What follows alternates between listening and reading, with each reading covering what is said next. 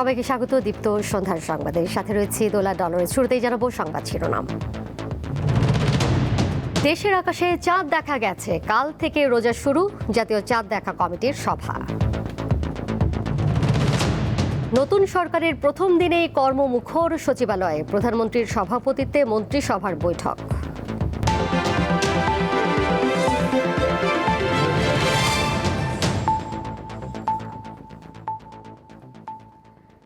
দেশের আকাশে পবিত্র রমজান মাসের চাঁদ দেখা গেছে, কাল থেকে শুরু হবে রোজা। সন্ধ্যায় জাতীয় চাঁদ দেখা কমিটির সভায় এ তথ্য জানানো হয়। জাতীয় মসজিদ বায়তুল মোকাররমে ইসলামিক ফাউন্ডেশনের সভাকক্ষে বাদ মাগরিব এই সভা অনুষ্ঠিত হয়। সভায় ধর্ম মন্ত্রণালয় ইসলামিক ফাউন্ডেশনের ঊর্ধ্বতন কর্মকর্তারা উপস্থিত ছিলেন। এর আগে বিজ্ঞপ্তিতে বলা হয়, দেশের আকাশে কোথাও পবিত্র রমজান মাসের চাঁদ দেখা গেলে তা সংশ্লিষ্ট জেলা প্রশাসক বা উপজেলা নির্বাহী কর্মকর্তাকে জানানোর জন্য।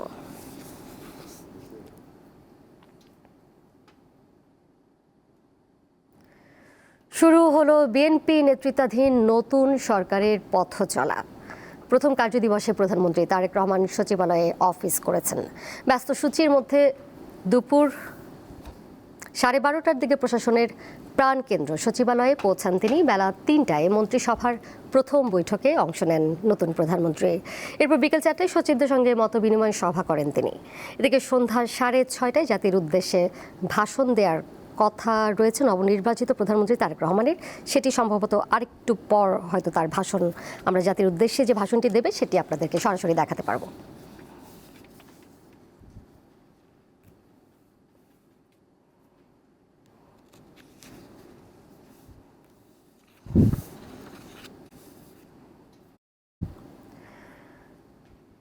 এর আগে সাভারে জাতীয় স্মৃতিসৌধে মহান মুক্তিযুদ্ধের বীর শহীদদের প্রতি শ্রদ্ধা জানিয়েছেন নতুন প্রধানমন্ত্রী তারেক রহমান। এরপর শেরেবাংলা নগরে বাবা মার সমাধিতেও শ্রদ্ধা জানান প্রধানমন্ত্রী। সেখানে দোয়া ও মোনাজাত করেন তিনি। মহান মুক্তিযুদ্ধের বীর শহীদদের প্রতি শ্রদ্ধা জানাতে বুধবার সকাল 11টার দিকে মন্ত্রিপরিষদের সদস্যদের নিয়ে সাভারে যান প্রধানমন্ত্রী তারেক রহমান। পুষ্পস্তবক অর্পণ করেন স্মৃতিসৌধের মূল বেদিতে। শ্রদ্ধা নিবেদন শেষে কিছুক্ষণ নীরবে দাঁড়িয়ে থাকেন তিনি। এ সময় সশস্ত্র বাহিনীর একটি চৌকস দল তাকে রাষ্ট্রীয় সালাম জানান। প্রধানমন্ত্রী হিসেবে শ্রদ্ধা জানানো শেষে তিনি মন্ত্রিপরিষদের সদস্যদের নিয়ে পুষ্পস্তবক অর্পণ করেন। এরপর পরিদর্শন বইয়ে স্বাক্ষর ও স্মৃতিসৌধ চত্বরে পরিজাত গাছের চারা রোপণ করেন প্রধানমন্ত্রী। সাভার থেকে ফিরে প্রধানমন্ত্রী যান শেরেবাংলা নগরে। সেখানে বাবা জিয়াউর রহমান এবং মা খালেদা জিয়ার সমাধিতে ফুলেল শ্রদ্ধা জানান তিনি। পরে মন্ত্রিসভার সদস্যদের নিয়ে আবারও শ্রদ্ধা জানিয়ে মোনাজাত করেন প্রধানমন্ত্রী। এরপর প্রধানমন্ত্রী যান সচিবালয়ে। তাকে বিদায় দিয়ে নতুন মন্ত্রীরা জানান তাদের আগামীর স্বপ্নের কথা। আমাদের মাননীয় প্রধানমন্ত্রী তারেক রহমানের নেতৃত্বে আমাদের নতুন শিক্ষা ব্যবস্থা আমরা দেশবাসীকে দেব বলে বিশ্বাস রাখি। খাল খনন কর্মসূচির মাধ্যমে আমরা যেন নতুন সে আন্দোলন গড়ে তুলতে পারি। আমার উপর অর্পিত যে দায়িত্ব, যে আমানত বা আমাদের উপর সবকিছু যেন সুন্দরভাবে করতে পারি, আমানতটা রক্ষা করতে পারি। স্ব মন্ত্রণালয় নিয়ে পরিকল্পনার কথা জানান প্রতিমন্ত্রীরাও। হাজারো যোদ্ধারা যারা এখনো পঙ্গু হয়ে আছেন, তাদের যে আকাঙ্ক্ষা, সারা দেশের মানুষের যে লড়াই, এই আকাঙ্ক্ষা পূরণ করাটাই কিন্তু এই সরকারের, এই সংসদের প্রধান দায়। বাংলাদেশের মতো একটা জনবহুল রাষ্ট্রের ইকোনমিটা দাঁড়িয়ে আছে একটা বড় সাপোর্টের জায়গা আমাদের এই প্রবাসীদের রেমিটেন্স। সুতরাং তাদের সুযোগ সুবিধা নিশ্চিত করা। নতুন সরকারের এই অভিযাত্রায় সমৃদ্ধ ও গণতান্ত্রিক বাংলাদেশ গড়ার প্রত্যয় তাদের কণ্ঠে। সুন্দর নতুন বাংলাদেশ আমরা গড়ে তুলব ইনশাআল্লাহ। হেদায়েতুল্লাহ সীমান্ত, দীপ্ত সংবাদ, ঢাকা। দপ্তর বন্টনের পর সচিবালয় অফিস শুরু করেছেন নতুন মন্ত্রীরা। এই সময় স্থানীয় সরকার মন্ত্রী মির্জা ফখরুল ইসলাম আলমগীর জানান, যত দ্রুত সম্ভব স্থানীয় সরকার নির্বাচনের উদ্যোগ নেওয়া হবে। আইনমন্ত্রী জানান, বর্তমান সরকারের সময় মানবতা বিরোধী অপরাধের বিচার চলমান থাকবে। আমরা মানবতা বিরোধী অপরাধের যে বিষয়, আইন তার নিজস্ব গতিতে চলবে। আইন তার নিজস্ব গতিতে চলবে, আমরা সেভাবেই দেখব। তবে আইনের যদি কোনো অপব্যবহার হয়ে থাকে সেটাও আমরা দেখব। যত দ্রুত সম্ভব আমরা এগুলো নির্বাচনের ব্যবস্থা করব, যত দ্রুত সম্ভব। এটা আপনার তো আরেকদিন সম্ভব না, but will immediately try to go for that.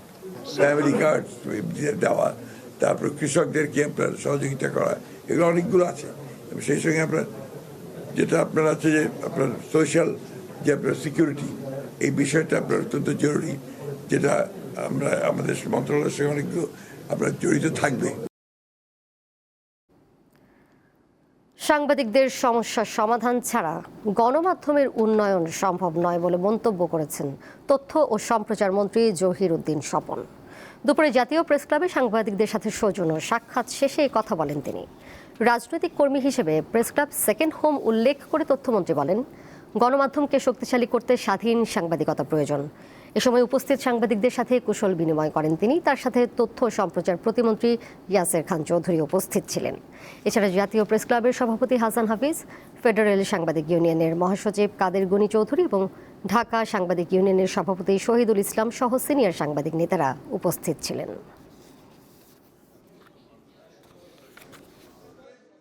সাংবাদিক সমাজ তাদের সমস্যার সমাধান না করে গণমাধ্যমের সমস্যার সমাধান করা যাবে না। অতএব সেই সমস্যার সমাধানটি আমাদের এই মন্ত্রণালয়ের এবং এই সরকারের, আমাদের নেতা দেশনায়ক তারেক রহমানের ঘোষিত যে 31 দফা কর্মসূচি, তার মধ্যে যে গণমাধ্যমের স্বাধীনতার কথা বলা আছে, আমরা সেই আলোকে আমাদের কর্মকৌশল এবং কর্মপরিকল্পনা আপনাদের সামনে শিগগিরই হাজির করব। বগুড়ার গাবতলীর বাগবাড়ি এলাকার জিয়াবাড়ি, যে বাড়ির সন্তান জিয়াউর রহমান ছিলেন স্বাধীনতার ঘোষক ও রাষ্ট্রপতি। তার স্ত্রী ছিলেন 3 বারের প্রধানমন্ত্রী। এবার সেই দম্পতির সন্তান তারেক রহমান হলেন প্রধানমন্ত্রী। ঐতিহাসিক এই বাড়িটিকে নতুনভাবে নির্মাণ বা আধুনিক রূপ দেওয়ার দাবি স্থানীয়দের।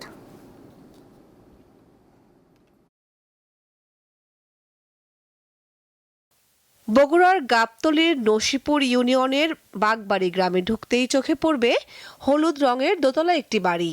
স্থানীয়দের কাছে যা পরিচিত জিয়া বাড়ি নামে। শহীদ রাষ্ট্রপতি জিয়াউর রহমানের শৈশবের স্মৃতি বিজড়িত এই বাড়িটি আজও কালের সাক্ষী হয়ে দাঁড়িয়ে আছে। রঙে কিছুটা নতুনত্ব থাকলেও কাঠামোগতভাবে বাড়িটিতে কোনো পরিবর্তন আনা হয়নি। জানালা, দরজা, সিঁড়ি কিংবা ঘরের অবস্থান সব আগের মতোই রাখা হয়েছে। স্থানীয়রা জানান, জিয়াউর রহমানের পূর্বপুরুষরা 1895 সালে বাগবাড়ি গ্রামে একটি একতলা পাকা বাড়ি নির্মাণ করেন। বাড়িটির স্থাপত্য এখনও সেই সময়ের সাক্ষ্য বহন করে চলেছে। 2001 সালে বিএনপি সরকার ক্ষমতায় আসার পর 2002 সালে বাড়িটিতে দ্বিতীয় তলা নির্মাণ করা হয়। আজকে কি সৌভাগ্য এই বাগবাড়ির মানুষের, কিংবা এই জিয়া বাড়ি যেখানে দাঁড়িয়ে রয়েছি, আমাদেরও সৌভাগ্য যে এই বাড়িরই আরেক সন্তান জনাব তারেক রহমান, তিনি আজকে বাংলাদেশের প্রধানমন্ত্রী হিসেবে শপথ নিচ্ছেন, ইতিমধ্যে নিয়েছেন। এখন উনি বাংলাদেশের প্রধানমন্ত্রী। স্থানীয়দের কাছে জিয়া বাড়ি এক গর্বের প্রতীক। আমরা চাই তার বাবার কর্মসূচি ধরে তার বাবার কার্যকলাপগুলো ভাসে তুলতে। তো সরকারের আমলে যে গ্যাপ হয়েছে এবং বগুড়া উন্নয়ন বঞ্চিত হয়েছে সহ সারা বাংলাদেশ যে উন্নয়ন বঞ্চিত হয়েছে সেটা আবার পূর্ণ হবে, এই জন্য আমি অত্যন্ত উচ্ছ্বসিত।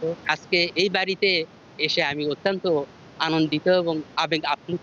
আমার বাংলাদেশের প্রধানমন্ত্রী হয় আমরা খুব আনন্দিত এবং উৎসাহিত, যা আমরা ভাষায় প্রকাশ করতে পারবো। বাগবাড়ির এই জিয়াবাড়ি থেকে একটি শিশুর স্বপ্নের শুরু। সেই স্বপ্নের ধারাবাহিকতায় রচিত হলো আরেকটি অধ্যায়। কামরুন নাহার, দীপ্ত, বার্তাকক্ষ। নওগাঁর বদলগাছি উপজেলার বেগুনজোয়ার উচ্চ বিদ্যালয়ের অফিস সহায়কের বিরুদ্ধে 8ম শ্রেণীর এক শিক্ষার্থীকে উত্ত্যক্ত করার অভিযোগ উঠেছে। অভিযোগ রয়েছে অফিস সহায়ক মোহাম্মদ সৈকত হোসেন ওই শিক্ষার্থীকে ফেসবুকে অশালীন বার্তা পাঠান এবং অবৈধভাবে সুযোগ সুবিধা দেওয়ার চেষ্টা করেন। এই ঘটনার প্রতিবাদে বুধবার দুপুরে বিদ্যালয় অবরোধ করে বিক্ষোভ করে শিক্ষার্থীরা। পরে উপজেলা নির্বাহী কর্মকর্তা ও বদলগাছি থানার ভারপ্রাপ্ত কর্মকর্তা ঘটনাস্থলে এসে পরিস্থিতি নিয়ন্ত্রণে আনেন। অভিযুক্ত অফিস সহায়ককে চাকরি থেকে বহিষ্কারের আশ্বাস দিলে শিক্ষার্থীরা অবরোধ প্রত্যাহার করে নেয়। এ বিষয়ে বিদ্যালয় কর্তৃপক্ষ ও প্রশাসনের পক্ষ থেকে প্রয়োজনীয় ব্যবস্থা গ্রহণের কথা জানানো হয়েছে।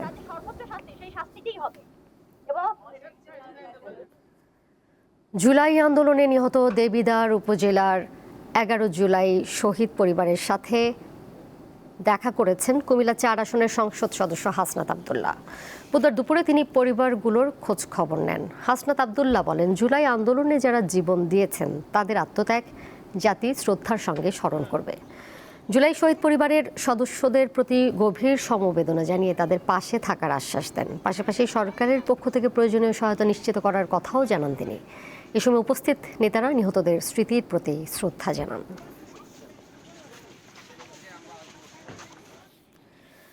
রমজানকে সামনে রেখে অবৈধ পার্কিংয়ের বিরুদ্ধে কঠোর অবস্থান নিয়েছে বরিশাল মেট্রোপলিটন পুলিশের ট্রাফিক বিভাগ। এরই মধ্যে নগরী জুড়ে মাইকিংয়ের পাশাপাশি অবৈধ পার্কিং অবস্থায় যানবাহন পেলে আইনগত ব্যবস্থা নেওয়া হবে। বুধবার নগরীর সদর রোড এলাকায় অভিযান পরিচালনা করেন তারা। বেশ কিছু মোটরসাইকেল অবৈধভাবে পার্কিং করে রাখার কারণে তাদের বিরুদ্ধে ব্যবস্থা গ্রহণ করা হয়। এ সময় বরিশাল মেট্রোপলিটন পুলিশ কর্মকর্তারা জানান, নগরবাসী স্বাচ্ছন্দ্যে ট্রাফিক আইন মেনে যেন চলে সেই চেষ্টা চালাচ্ছেন তারা।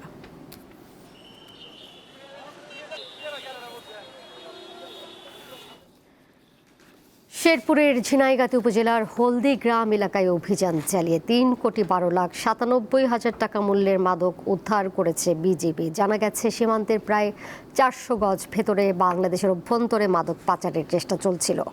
গোপন সংবাদের ভিত্তিতে খবর পেয়ে ভোর রাতে অভিযান পরিচালনা করে বিজিবি। এ সময় বিপুল পরিমাণ মাদক জব্দ করেন বিজিবি সদস্যরা। তারা জানান, সীমান্তে কঠোর নজরদারি ও তাৎক্ষণিক পদক্ষেপের ফলে বড় ধরনের পাচার রোধ করা সম্ভব হয়েছে।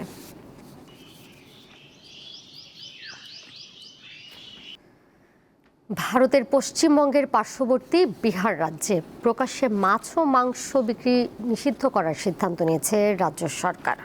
মুখ্যমন্ত্রী নীতিশ কুমারের নেতৃত্বাধীন সরকার এই বিষয়ে নীতিগত অনুমোদন দিয়েছে।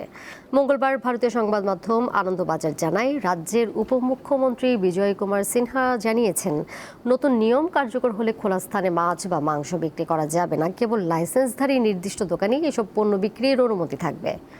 নতুন বিধিনিষেধ সবার জন্য প্রযোজ্য হবে এবং কেউ নিয়ম অমান্য করলে কঠোর ব্যবস্থা নেওয়া হবে বলেও জানিয়েছেন রাজ্যের উপমুখ্যমন্ত্রী। তবে ঠিক কবে থেকে এই সিদ্ধান্ত কার্যকর হবে কিংবা শাস্তির ধরনই বা কী হবে তা বিস্তারিত জানানো হয়নি। এর সাথে শেষ করব সন্ধ্যার সংবাদ। যাবার আগে শিরোনামগুলো জানিয়ে দেব আরও একবার। দেশের আকাশে চাঁদ দেখা গেছে, কাল থেকে রোজা শুরু, জাতীয় চাঁদ দেখা কমিটির সভা। নতুন সরকারের প্রথম দিনেই কর্মমুখর সচিবালয়, প্রধানমন্ত্রীর সভাপতিত্বে মন্ত্রিসভার বৈঠক। নারী এশিয়া কাপ রাইজিং স্টার্স সেমিফাইনালে বাংলাদেশ 90 রানে হেরেছে মালয়েশিয়া।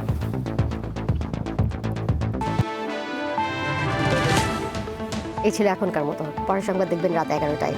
এছাড়া আরও তথ্য এবং বিনোদনের নানা খবর জানতে যুক্ত থাকুন দীপ্ত ডিজিটাল প্ল্যাটফর্মে। ধন্যবাদ সবাইকে।